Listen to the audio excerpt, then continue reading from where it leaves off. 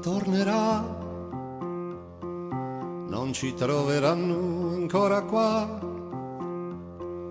con la vita in fallo laterale e il sorriso fermo un po' a metà. Tornerà la voglia di sognare, quando Gigi Riva tornerà. Quando Gigi Riva tornerà, torneremo tutti in Serie A. Dopo tanti calci di rigore, troveremo insieme l'umiltà per ricominciare con più cuore, quando Gigi Riva tornerà. Crescerà la solidarietà, ci sarà un po' più di umanità e sapremo piangere davvero quando il sogno ci confermerà che non passerà più lo straniero, quando Gigi Riva tornerà. Su su su su come gli alpini, niente più paura ormai ci fa. Su su su su che siamo i primi, tutti insieme verso il sole, tutti insieme verso il sole, quando Gigi Riva tornerà, la partita ricomincerà.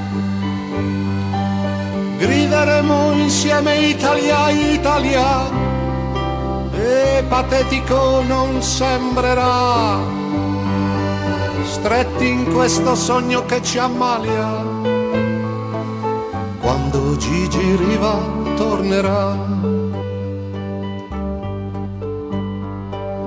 Una grande festa si farà e la banda ubriaca suonerà per intero l'inno nazionale.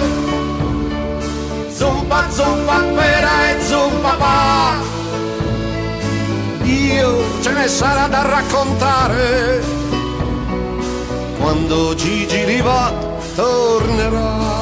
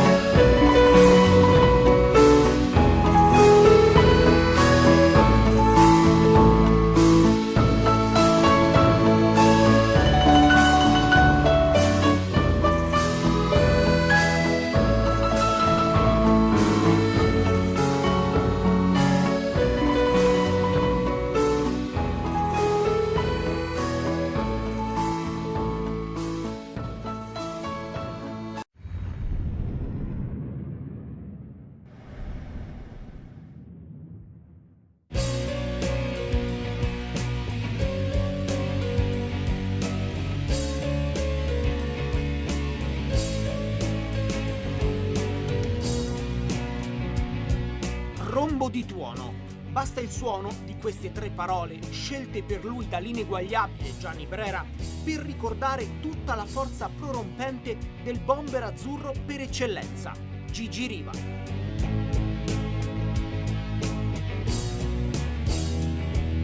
42 volte ha difeso con onore la maglia azzurra, 35 volte ha fatto gol, nessuno come lui.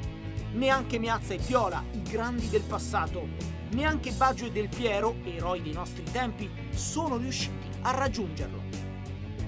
Forse avrebbe potuto fare di più se due gravi infortuni non ne avessero intralciato la carriera. Di lui però resta soprattutto il mito.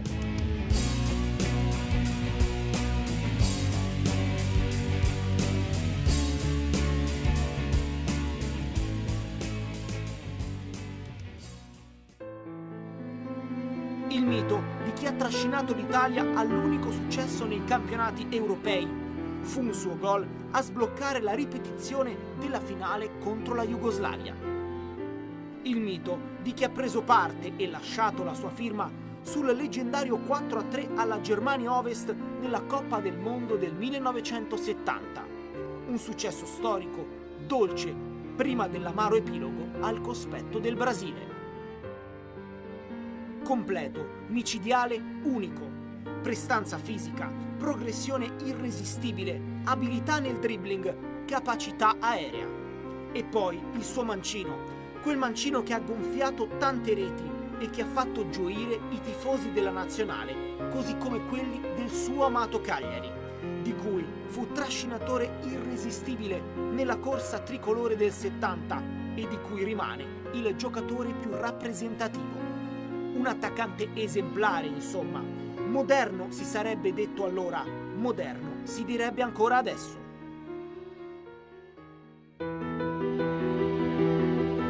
Riva ha colorato d'azzurro la sua vita, ha fatto sognare milioni di italiani. Per tutto questo, nel 2011 è stato inserito nella Hall of Fame del calcio italiano. Un riconoscimento che ha rappresentato il naturale coronamento della sua straordinaria carriera.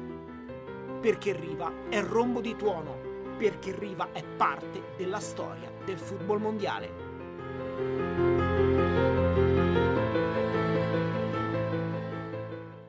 Riva è l'uomo gol del Cagliari e della nazionale azzurra, l'atleta più audace, più bravo, più pagato, vale 1 miliardo. Nato in provincia di Varese, Luigi Riva ha oggi 25 anni. La sua infanzia è stata dura, a 9 anni gli morì il padre, a 18 la madre. Luigi Riva è un giocatore che se non segna gol si intristisce, ma anche quando segna rimane taciturno, con lo sguardo velato da una certa tristezza. Il successo, la gloria, non hanno cambiato il suo carattere. Riva, chi è lei? Beh, sono un calciatore, spero bravo e abbastanza fortunato. Il primo stipendio suo, 6 anni fa mi pare, 37.000 lire. Sì, il primo stipendio da calciatore. 37.000 lire più l'abbonamento da Legione a Legnano per tutto il mese in treno. E ora lei Riva vale 1 miliardo. Questo passaggio da 37.000 lire a 1 miliardo, che significa? Di quando guadagnavo 37.000 lire e quindi non so, adesso magari guadagno di più, però so chi sono e so soprattutto chi ero. Si dice che Riva si realizza nel gol. Che prova lei quando marca questo gol? Che vuol dire per lei il gol? Il gol è quello che fa passare la settimana bene dopo, è quello che non so, che carica, che dà morale. È una cosa molto importante per l'uomo di punta. Lei sente che il pubblico vuole questo gol?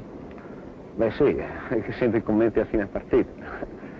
Almeno a Cagliari anche, non so, come le dicevo, potrei anche giocare bene, potrei anche, non so, fare una buona partita. Però se non ho segnato non penso che il pubblico sia molto soddisfatto. A volte mi sento prigioniero di questo gol, che purtroppo a volte non arriva. È una responsabilità, è una cosa che dà da pensare fin magari da 2 giorni prima della partita. Ho fatto 5 settimane senza segnare questo campionato, 5 settimane senza fare gol e non giocavo molto male, anzi giocavo bene, però purtroppo per i portieri, i pali, i traverse, non arrivava sto gol. Non ero io, diventavo nervoso, la notte dormivo poco, durante il giorno non scherzavo, a questo punto mi mancava il gol.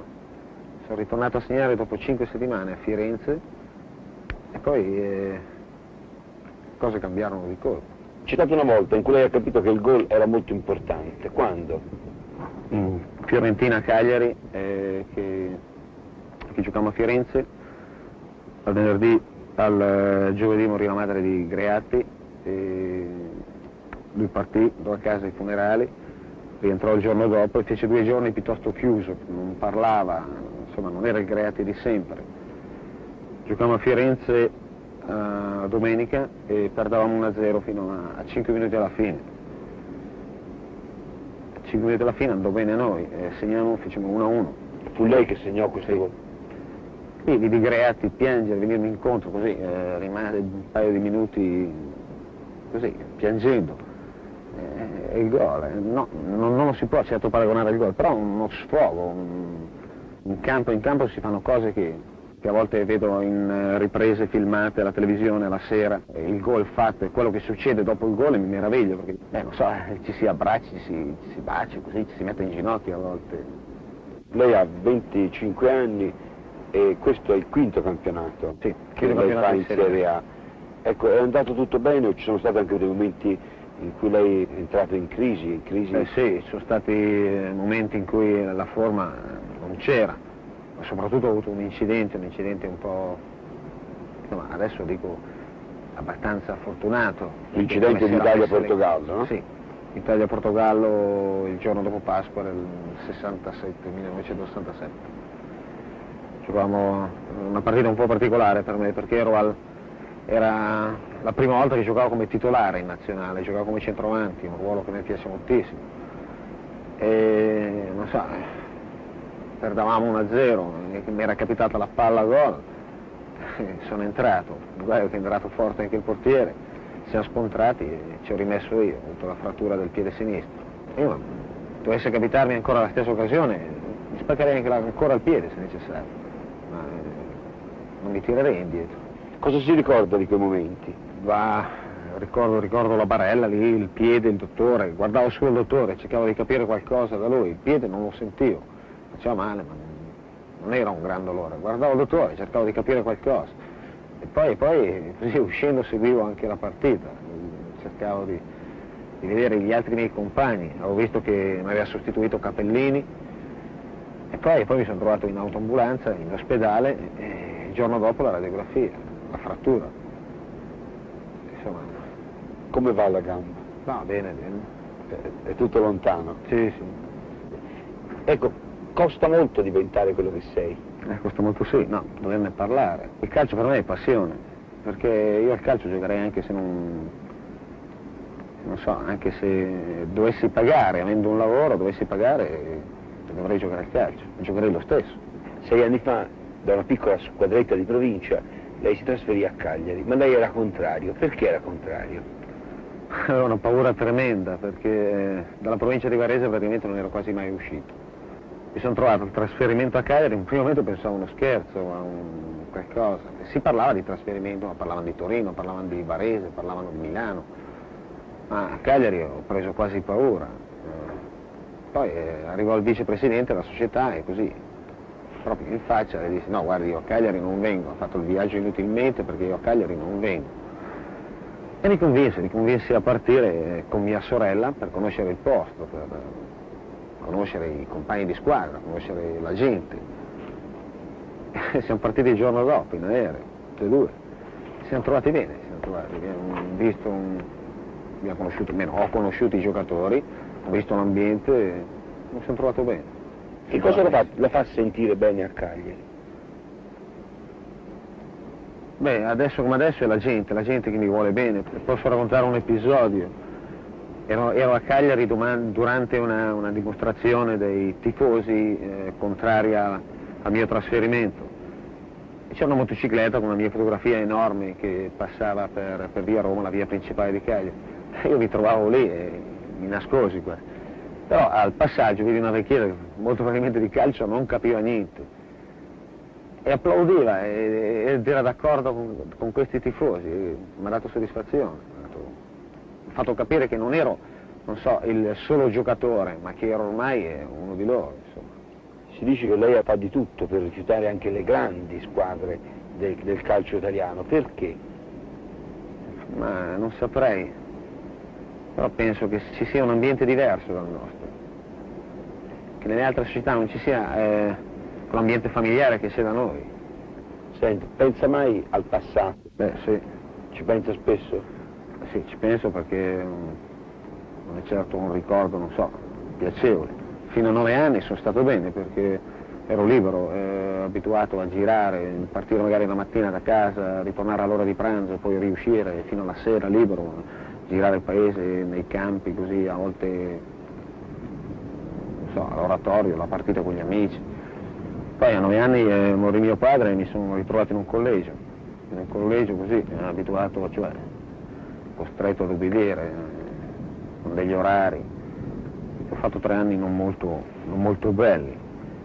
Penso che mi abbiano un po' cambiato quei 3 anni di collegio. Poi è morta la mamma. Sì. Quanti anni aveva? 16 anni. E lei con chi è rimasta? Beh, con una sorella. Sorelle ne ho 2, ma una era sposata, era già sposata. Lei è molto legata a questa sorella? Beh sì, perché ha fatto un po' tutto per me. Prima di fare il calciatore, che faceva? Ho lavorato, sono uscito dal collegio a 13 anni, ho cominciato a lavorare in una fabbrica di bottoniere per ascensori. Cosa, scusi? Di bottoniere per ascensori si chiamano quei. Ho lavorato per un anno, da 14 a 15 anni, pur giocando al calcio, e poi sono diventato un semiprofessionista, calciatore. Pensi di essere l'uomo che farà vincere l'Italia ai campionati del mondo? Esagerato. No. Cioè, c'è ancora tempo. Ancora non ci siamo qualificati, abbiamo ancora 2 partite. Per te è importante il partecipare, sì, è importantissimo. Ci pensi? Sì, ci penso anche perché ho partecipato a quelli di Londra come turista, così, io e Bertini partecipavamo come ragazzini, eravamo poco considerati forse. E invece a questi voglio partecipare come titolare. Domani a Pisa? È una brutta partita perché il Pisa ha bisogno di punti per rimanere in Serie A e noi abbiamo bisogno di punti per cercare di sperare ancora in qualcosa. Di lei si dice che è triste, malinconico, perché? Penso di essere piuttosto chiuso, ma non triste e malinconico, può esagerare. Non sono molto espansivo, sono piuttosto chiuso, sto piuttosto sulle mie, sì. Non dimostro mai quello che penso. Lei si considera uno qualunque o chi si considera Riva? Ma non saprei, comunque fortunato a metà, perché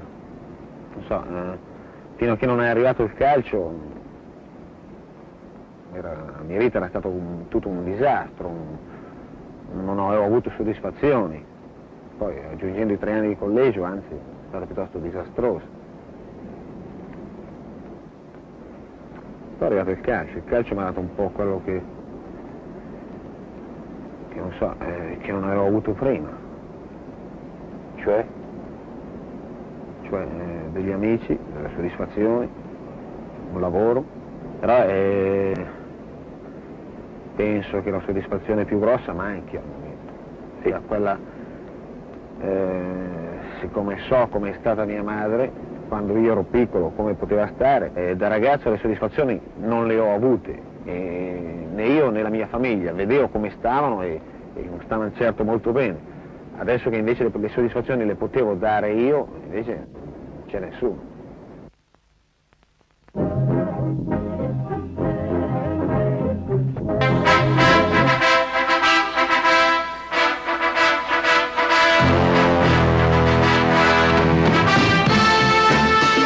Gigi Riva, mancino naturale di grande potenza esplosiva. 289 partite in Serie A con 156 gol. È stato 3 volte capocannoniere del massimo campionato, nel 1967, nel 69 e nel 70. 42 partite in nazionale con 35 gol. È tuttora il miglior cannoniere azzurro di tutti i tempi. 1 scudetto col Cagliari nel 70 e un titolo europeo con la nazionale nel 68.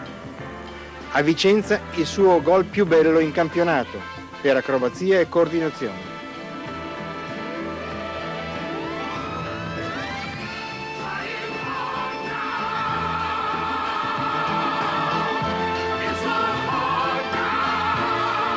Rigorista di potenza e di astuzia,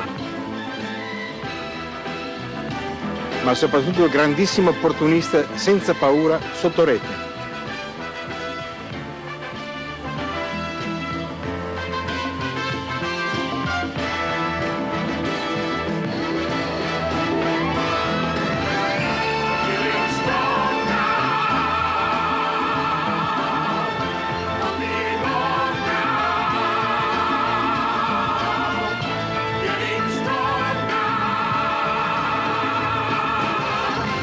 Un gol di destro a Napoli, una rarità.